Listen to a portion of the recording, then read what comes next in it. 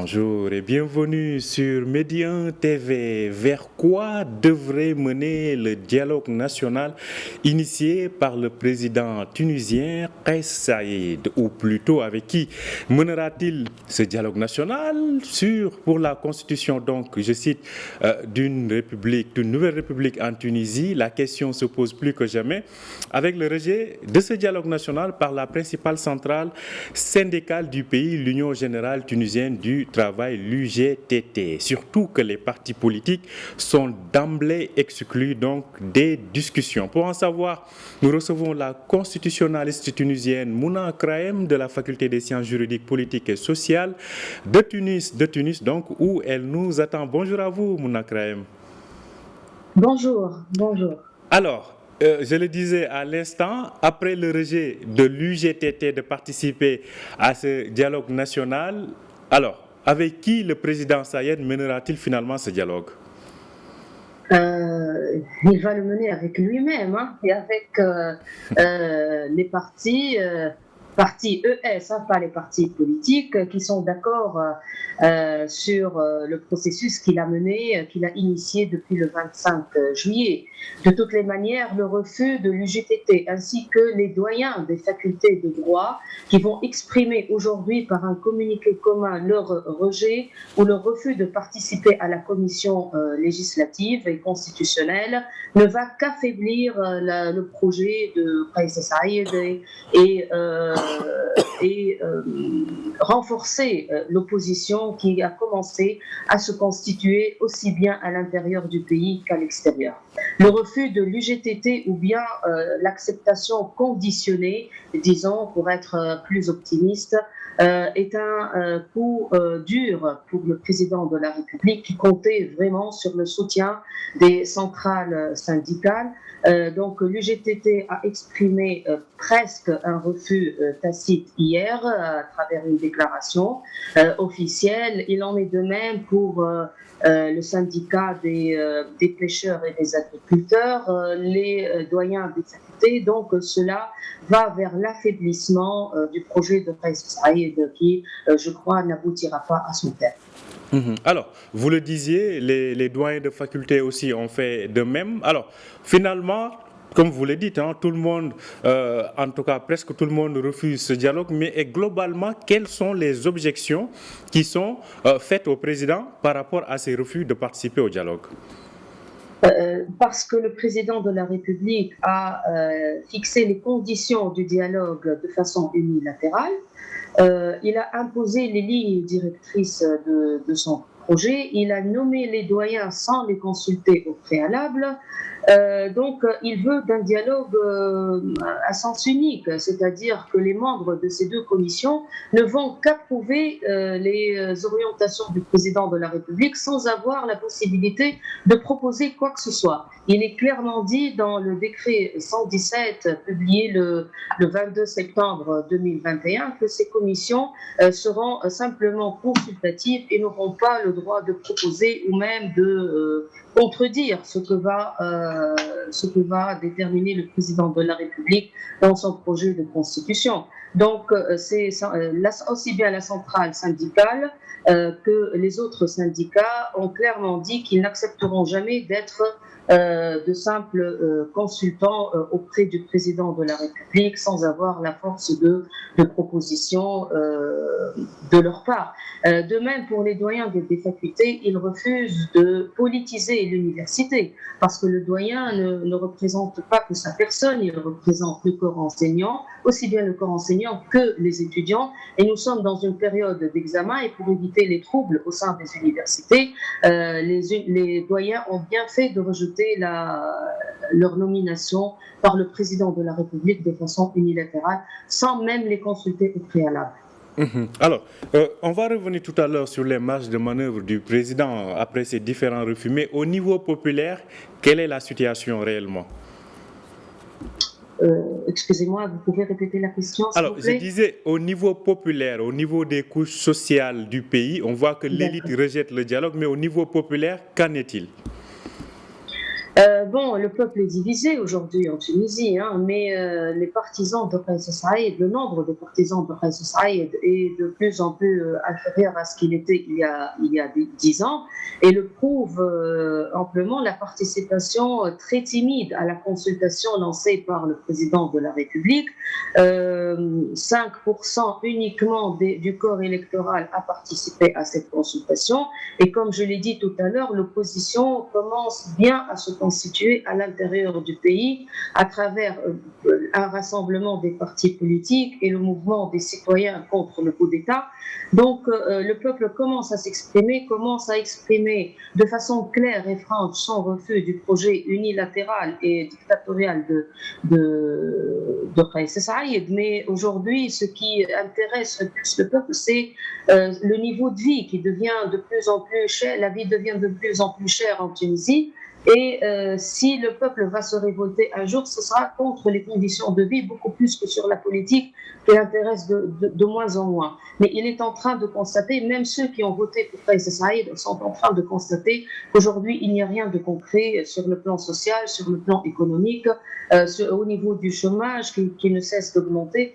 Le taux de chômage ne cesse d'augmenter. Donc, le désintérêt par rapport à la politique s'est accompagné d'un malaise par rapport à la vie sociale et économique du pays. Alors, on revient donc à la question que je disais avant cela, c'est quelle est finalement la marge de manœuvre du président face donc à cette, entre guillemets, impopularité de son initiative de dialogue national? Quelle est sa marge de manœuvre? Que peut-il faire? Sur quoi peut-il se rabattre aujourd'hui? Aujourd'hui, vraiment, il n'a pas beaucoup le choix, le président de la République. Il doit revoir sa manière de concevoir ce dialogue. Il doit s'ouvrir à toutes les parties prenantes, il doit s'ouvrir aux partis politiques, il doit s'ouvrir à la société civile et il doit s'ouvrir également à ses opposants parce que le président de la République ne représente pas que sa personne, il est le symbole de l'unité de l'État et aujourd'hui, il est devenu un diviseur beaucoup plus qu'un rassembleur. Donc, il n'a pas vraiment le choix. Il doit revoir sa manière de concevoir ce dialogue qui n'est véritablement, qui s'est avéré être un monologue et non pas un dialogue. On ne dialogue pas avec les partis qui sont d'accord avec nous seulement. On doit s'ouvrir aux centrales syndicales, les plus représentatives, à la société civile, surtout parce qu'on a une société civile très forte, à l'opposition. Donc, franchement, la situation devient de plus en plus compliquée pour le président de la République parce que on commence vraiment à exprimer clairement son rejet, notre rejet de cette situation. Hein. Le peuple tunisien, après 10 ans de liberté d'expression, de transition démocratique, n'accepte plus de revenir en arrière.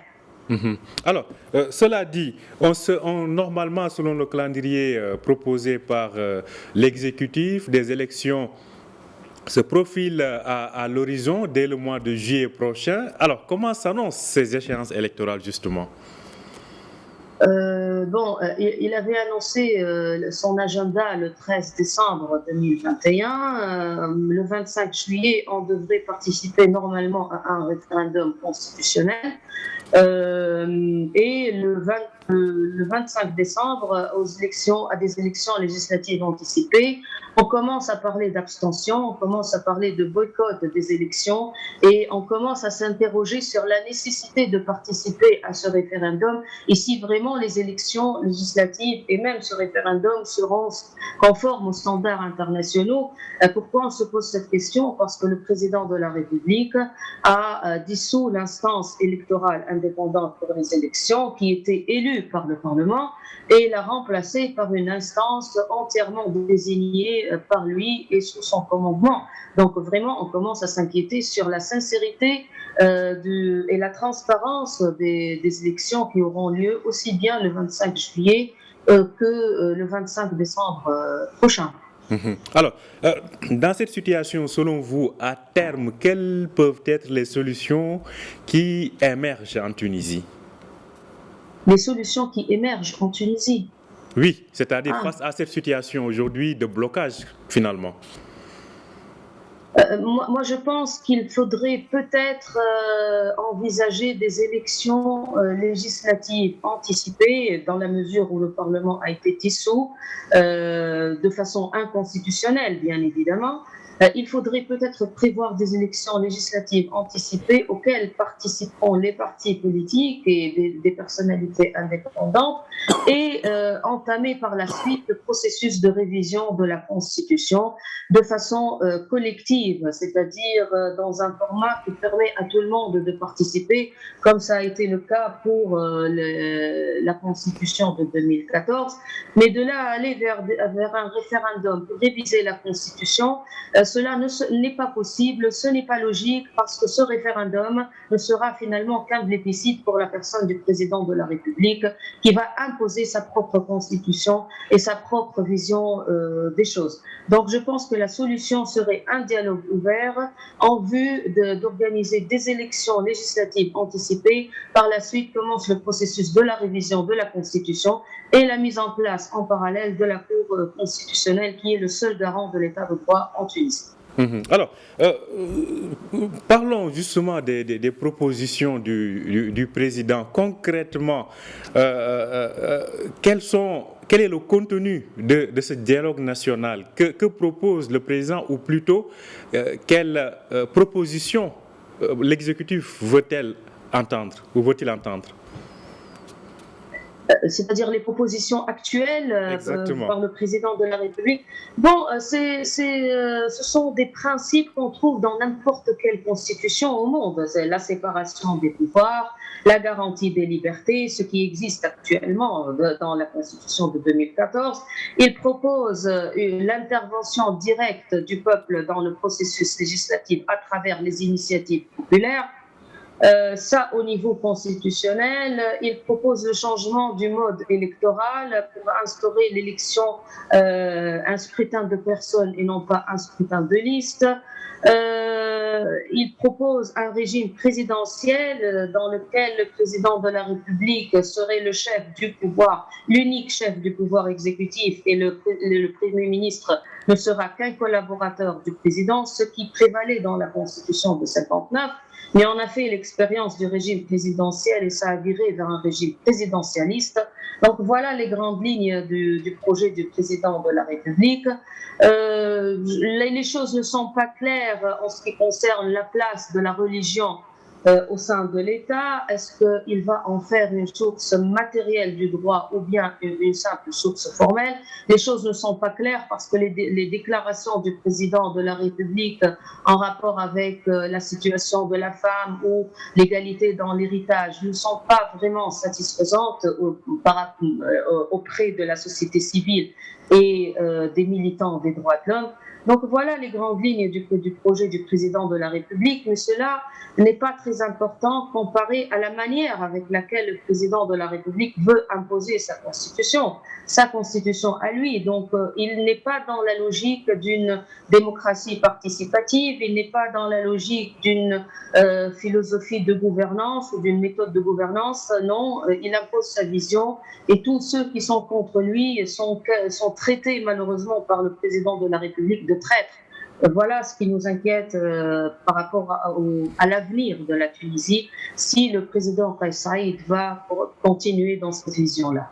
Alors, Mouna Krahem, il y a quand même quelque chose peut-être qui joue en faveur du président. C'est qu'au lendemain de la révolution de 2011, une constitution a été adoptée et, entre guillemets, elle partage le pouvoir entre le président et le gouvernement. Un régime à la limite semi-présidentiel et semi-parlementaire. Mais on a vu les blocages auxquels cela a mené. Ne pensez-vous pas que le président a raison de vouloir au moins clarifier le pouvoir par rapport aux décisions régaliennes?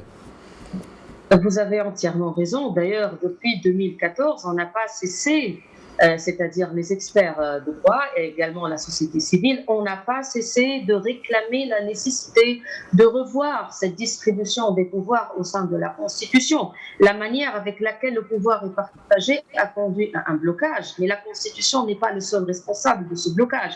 Le système des partis aussi est responsable, le système électoral qui n'a pas permis de dégager une majorité claire et cohérente qui qui aide le chef du gouvernement à bien travailler est aussi responsable.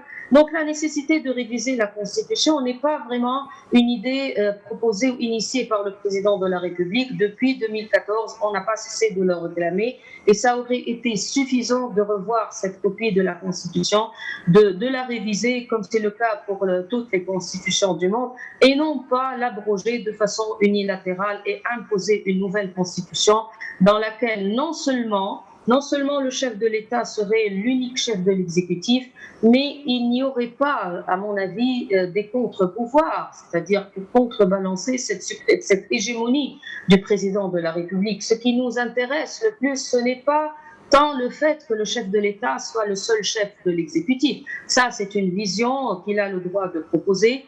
Mais ce qui nous intéresse le plus, c'est qu'il y ait dans cette Constitution un équilibre entre les pouvoirs et de réels contre-pouvoirs. Parce que d'après ce qu'on a entendu dire par rapport au projet du président de la République, le Parlement sera une simple chambre d'enregistrement, comme c'était le cas de 59, et ne disposera pas des moyens suffisants pour contrôler, pour engager la responsabilité du président de la République.